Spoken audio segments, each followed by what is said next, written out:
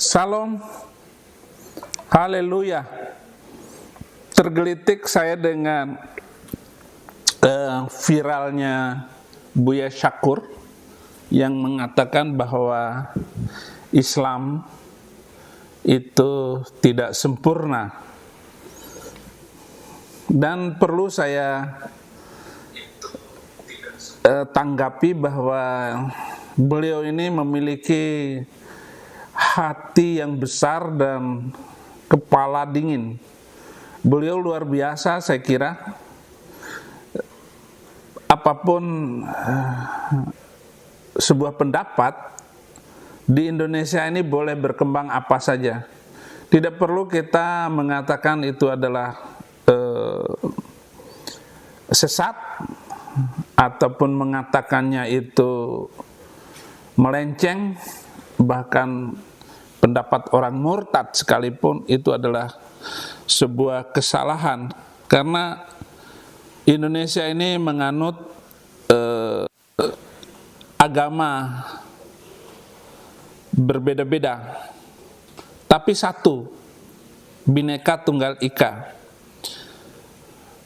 Walaupun kita berbeda-beda di dalam satu agama sekalipun, tidak perlu kita mengecam sebagai kesalahan atau dosa. Urusan dosa itu biarlah urusan Tuhan. Nanti Tuhan yang memberi ganjaran pahala, bahkan nanti Tuhan pula yang akan memberikan reward. Buya Syakur dalam acara moderasi beragama di Markas Besar Polri Jakarta 1 Juni 2021, acara merajut modernisasi beragama, nasionalisme dan toleransi. Dia menyinggung soal kepemimpinan Nabi yang mampu mempersatukan Islam dalam waktu, mempersatukan suku-suku yang saling berperang waktu itu dalam waktu 23 tahun. Ini patut diacungi jempol. Terima kasih Buya Syakur. Memang kalau Islam itu sempurna, saya tidak meninggalkan Islam, saya tidak murtad. Tetapi saya juga harus mengomentari apa yang dikatakan oleh beliau. Sebelum berlanjut, kita tonton dulu video Buya Syakur berikut ini.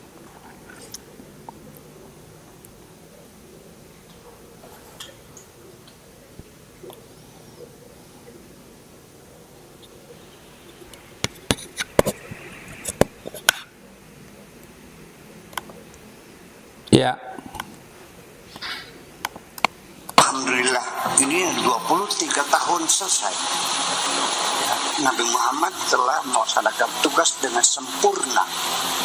Al-yawma akmaltu lakum dinakum wa atmamtu 'alaikum ni'mati wa raditu lakumul Islam dinan.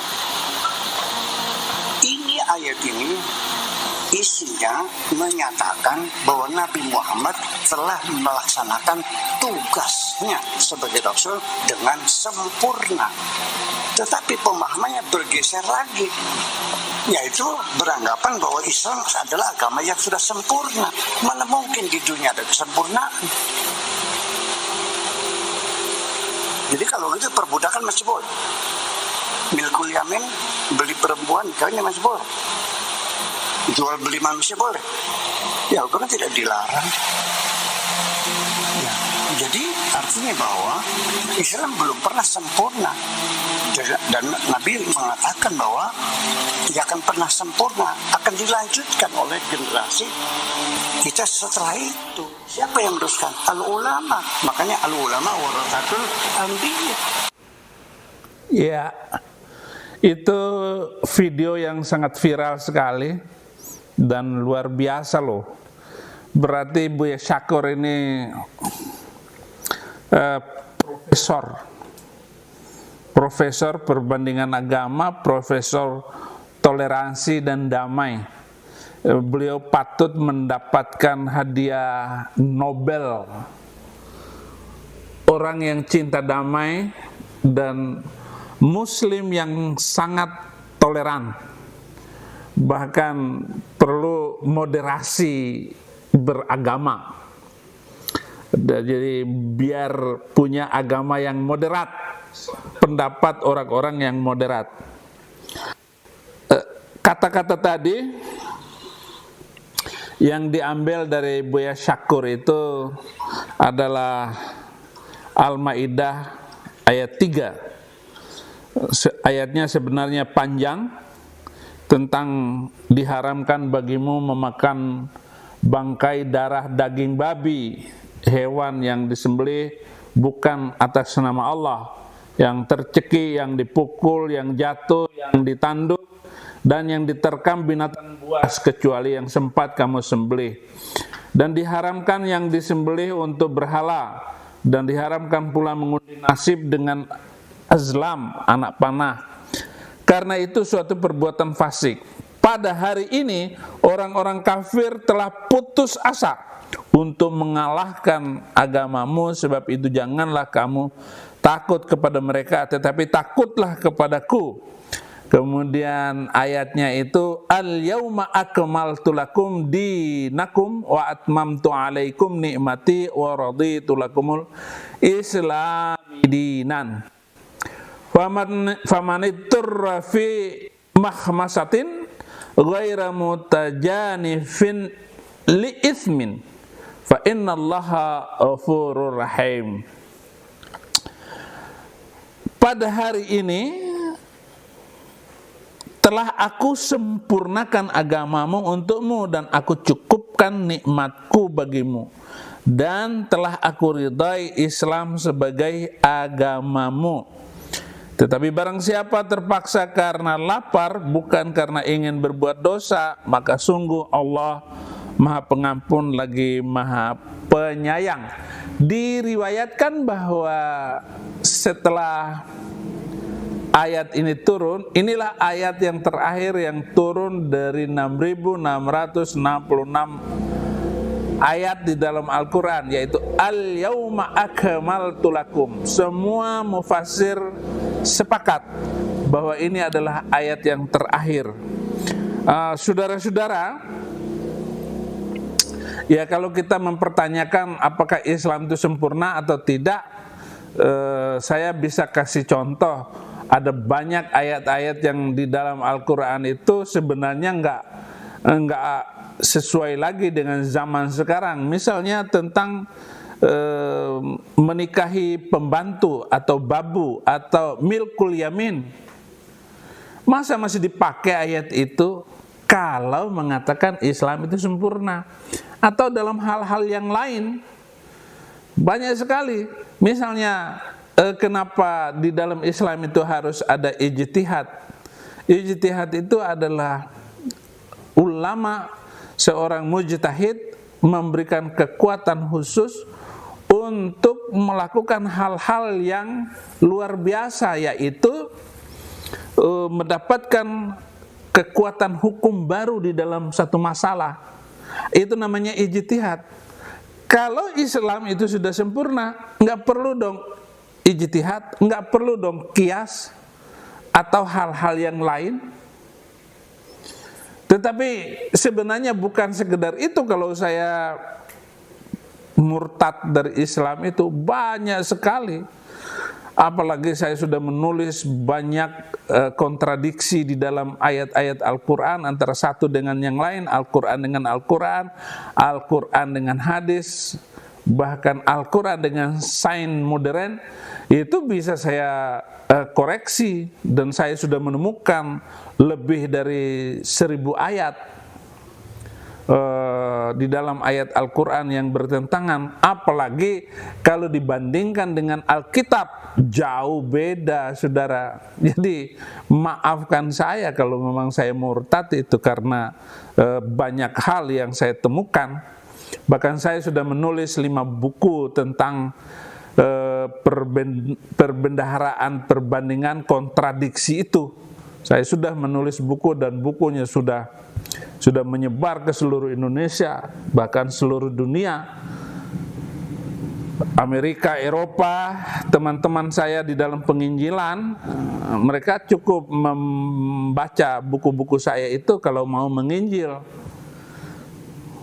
Misalnya di dalam Alkitab itu tidak ada siksaan kubur, dan Isa Al-Masih Yesus Kristus juga tidak mengajarkan tentang siksaan kubur. Nggak ada siksaan kubur di sana. Saya percaya bahwa surga sekarang ini belum diisi oleh siapapun selain Tuhan Yesus Kristus, dan neraka pun tidak ada yang mengisinya, tidak disiksa di sana. Karena Yesus bilang, supaya di mana aku berada, kamu pun berada. Dan Yesus pergi ke surga karena dia dari surga, dan nanti akan datang untuk kedua kalinya untuk mengambil, menjemput orang-orang saleh, orang-orang yang percaya penuh dengan Isa Al-Masih. Saudara, saya juga mau membacakan satu ayat di dalam Al-Quran itu, surat kelima ayat 68. Ya ahlal kitab lastum ala syai'in hatta tuqimut taurata wal injila wa ma unzila ilaikum min rabbikum wa la yazidanna katsiran minhum ma unzila ilaika min rabbika tughyanan wa kufra fala ta'asa 'alal qaumil kafirin.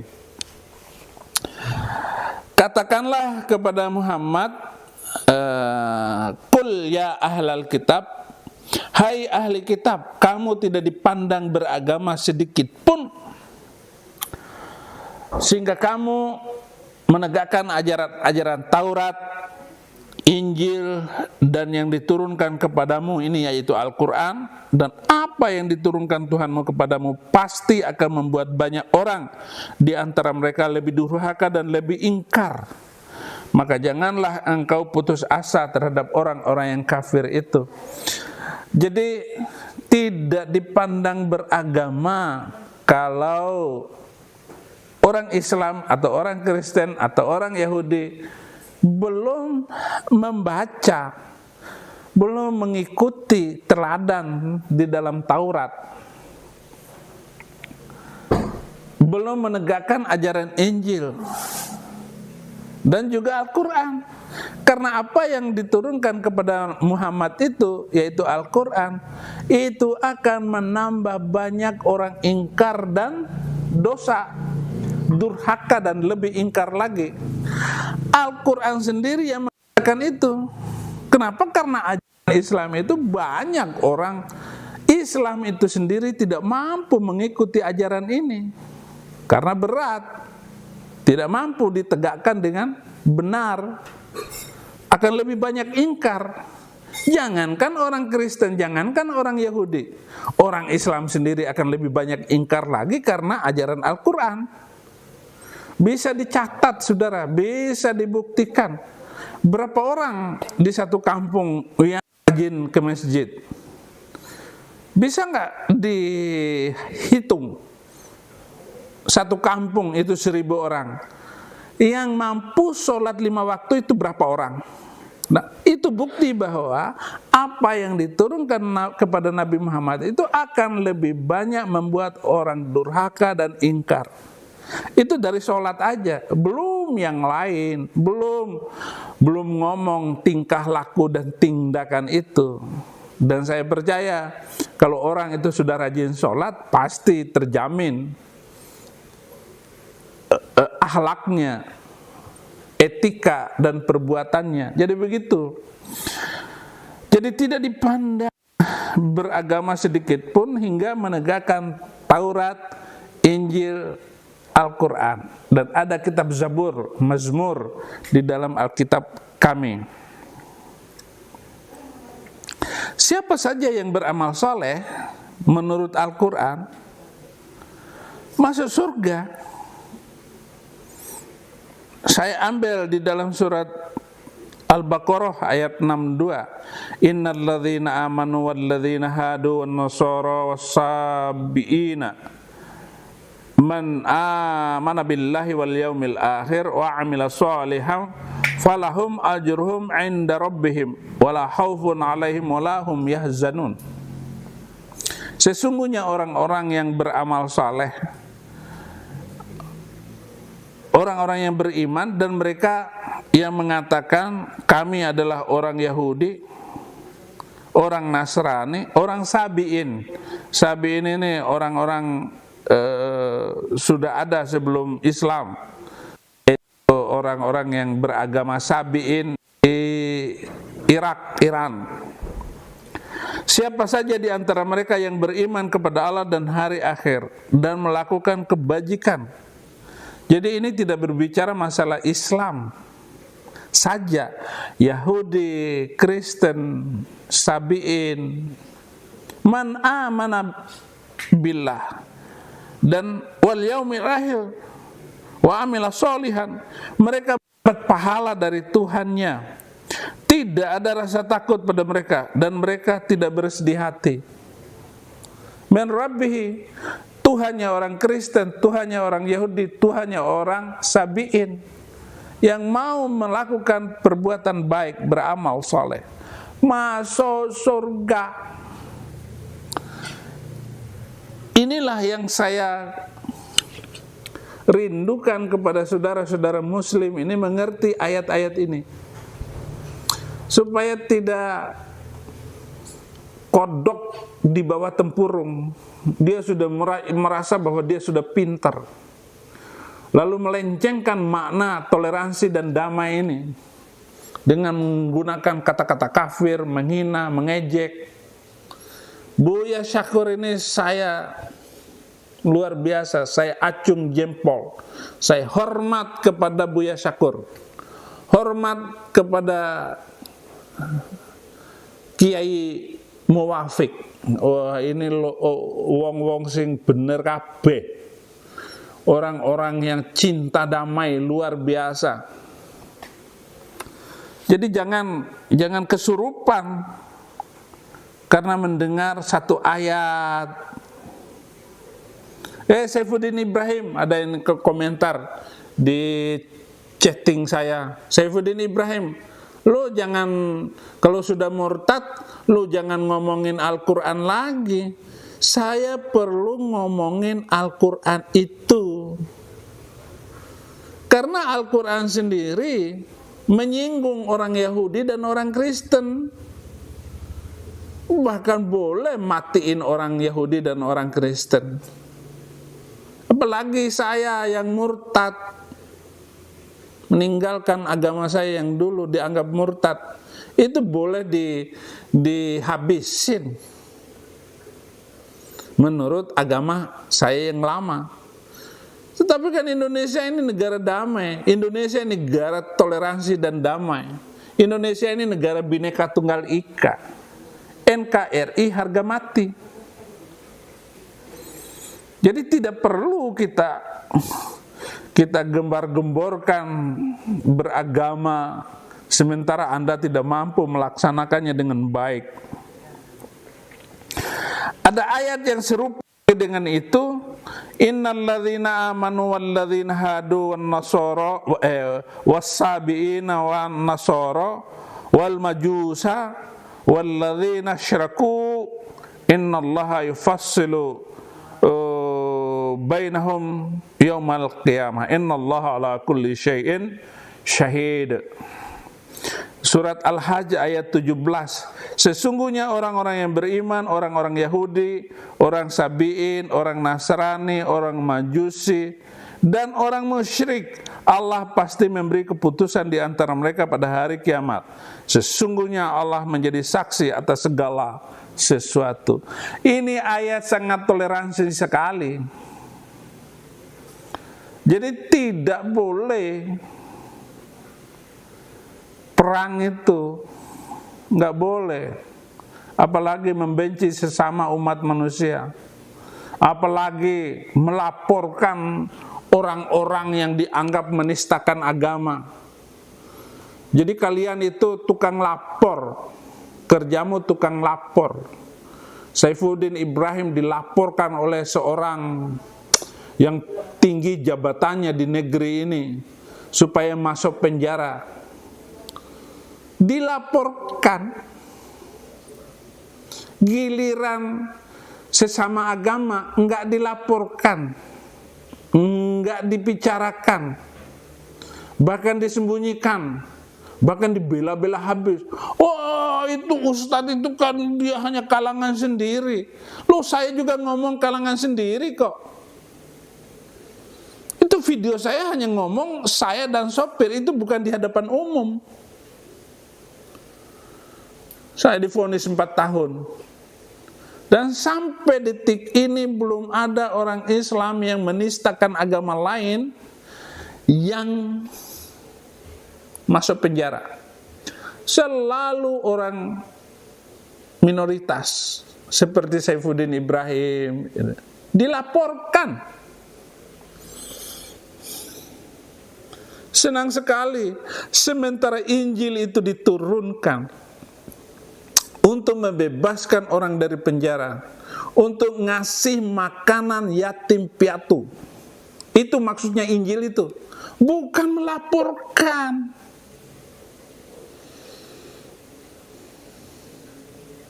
Kalaupun saya ngomong tangkap Abdul Somad, itu bukan hati nurani saya.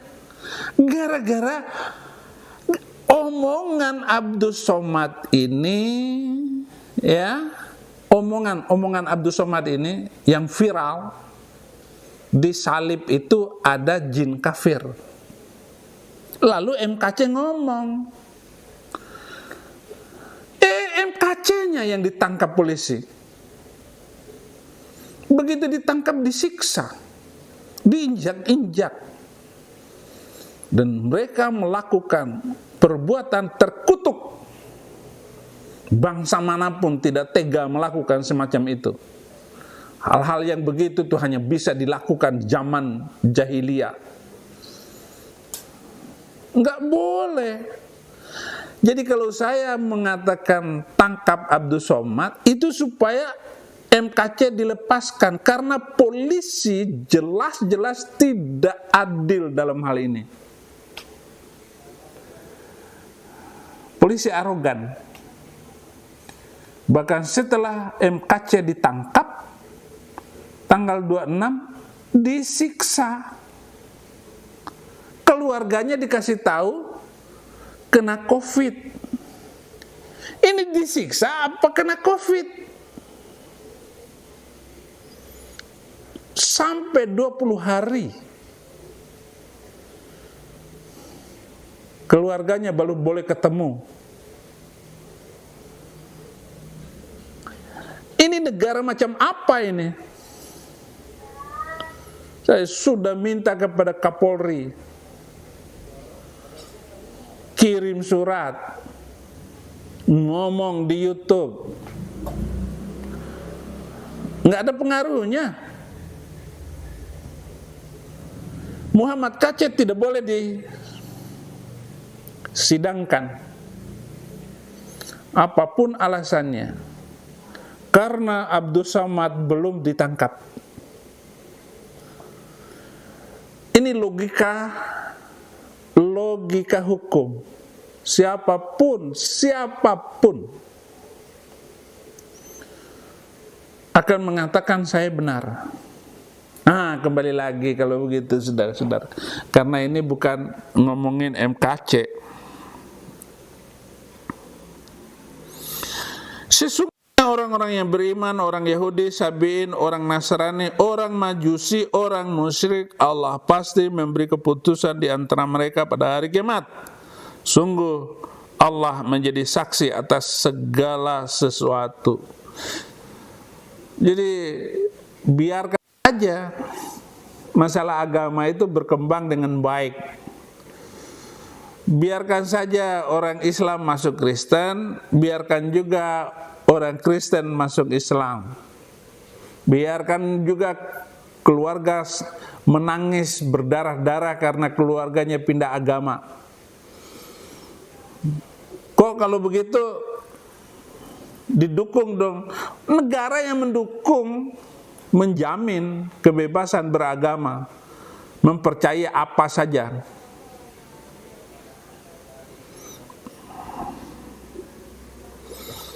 Ya memang kalau Islam itu sempurna, saya nggak mungkin murtad. Kalau begitu masalah milkul yamin, ya kita ini dulu juga dong, kita laksanakan. Boleh milkul yamin, sebagainya. Kalau Islam itu sempurna, laksanakan milkul yamin. Pembantu di rumah kita boleh dong kita tidurin, dia pembantu kita, kita sudah bayar all in.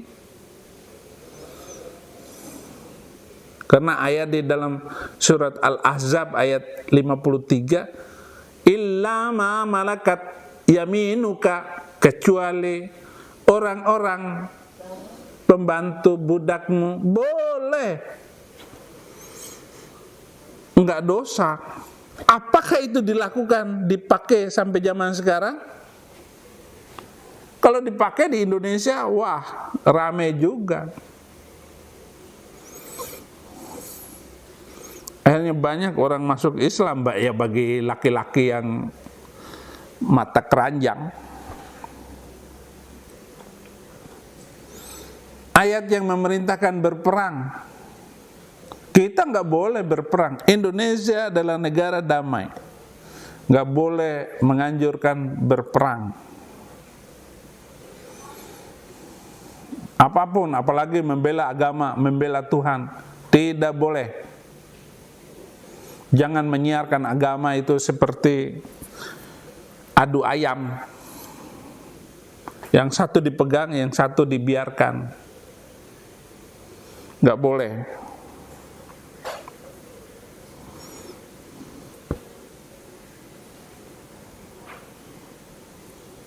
Kalau memang Islam itu sempurna, kenapa Muhammadiyah punya majelis tarjih? Enggak usah dong ditarjih-tarjihin. Boleh dong mengikuti teladan Nabi, istri 11,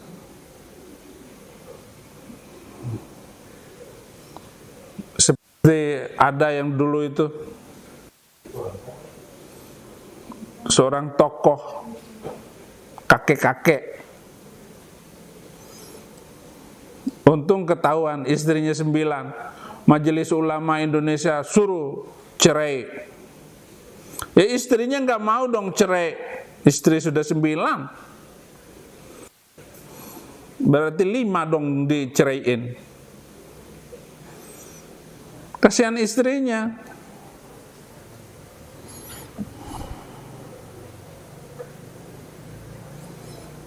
Karena memang Al-Quran membolehkan, tapi istri 4. Muhammad itu laqad kana lakum fi Rasulillahi uswatun hasanah. Di dalam diri Muhammad ada teladan. Teladan yang bagaimana? Kalau memang teladan, nah itu perlu penafsiran, perlu penjelasan yang begitu-begitu. Makanya ini bukan menafsirkan, saya mengungkapkan ayat-ayat yang penting di dalam Al-Quran itu agar kita semua mengerti. Jangan main kasar, jangan main nuduh-nuduh, laporin Saifuddin Ibrahim karena masih baca Al-Quran. Islam itu rahmatan lil alamin. Boleh saja orang membaca, saya boleh menerangkan Al-Quran sepanjang memberi pengertian yang bagus. Makanya saya tanggapi Buya Syakur.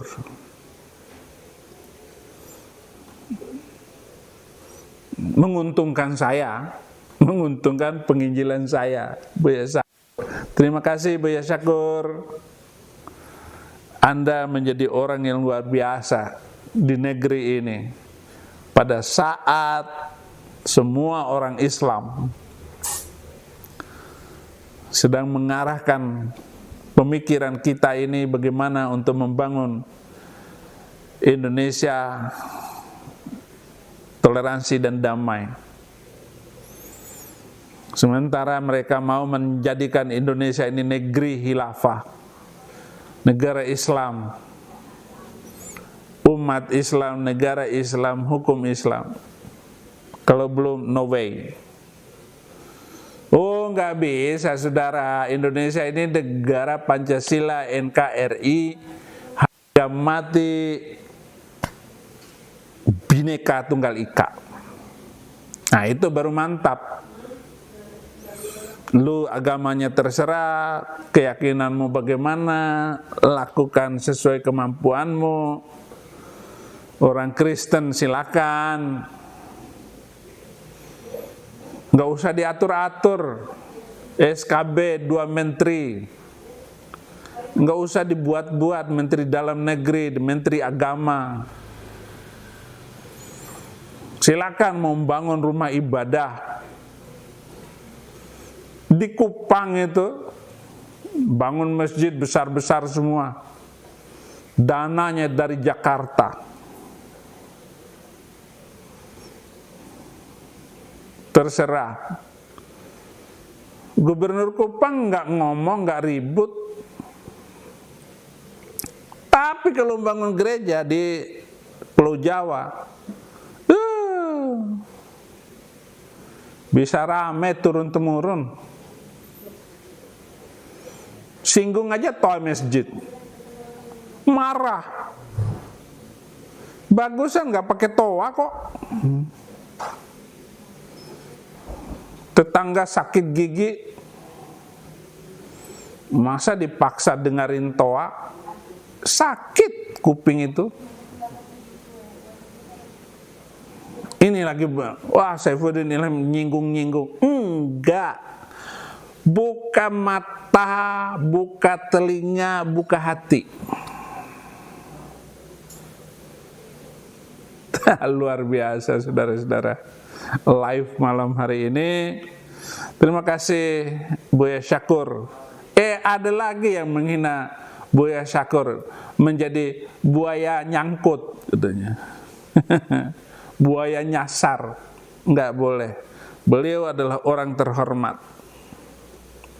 Saifuddin dibilang Taifuddin kata. Iya. Kalau saya sih enggak marah dibilang Taifuddin. Enggak. Saya enggak akan tersinggung. Karena saya ini orang Kristen, pengikut Yesus Kristus. Dia adalah Tuhan dan Juru Selamat kami, menurut saya. Terima kasih. Sekian malam hari ini live yang saya sampaikan. Mungkin besok saya akan khutbah khusus untuk hari esok. Terima kasih. Tuhan Yesus memberkati.